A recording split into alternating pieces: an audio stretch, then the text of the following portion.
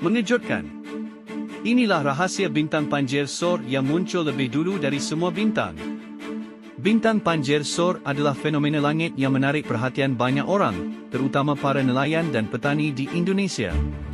Rahasia mengapa bintang ini muncul lebih dulu dibanding bintang lain di kala senja ternyata berkaitan dengan identitas dan karakteristiknya. Bintang Panjir SOR sebenarnya adalah planet Venus, yang dikenal sangat terang dan bisa terlihat pada waktu senja sebelum bintang-bintang lain muncul. Venus memiliki posisi yang dekat dengan horizon saat matahari mulai terbenam, sehingga pantulan sinar matahari yang dipancarkannya sangat jelas saat langit mulai gelap. Karena tingkat kecerahannya yang luar biasa, Venus sering disebut juga bintang kejora yang memimpin kemunculan bintang-bintang lain di malam hari.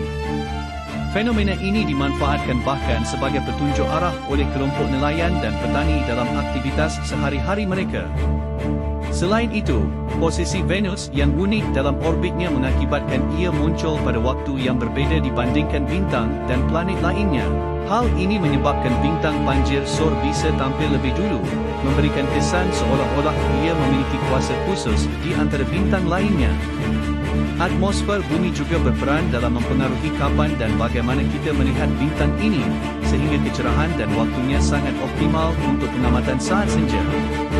Dengan mengetahui rahasia di balik kemunculan bintang Panjir SOR ini, kita bisa lebih menghargai keteraturan alam semesta dan sekaligus memahami tradisi serta pengetahuan lokal yang telah diwariskan turun-temurun oleh masyarakat Indonesia. Jadi, saat anda melihat bintang yang muncul pertama kali di senja hari, ingatlah bahawa skin bintang Panjir SOR yang penuh misteri dan keindahan.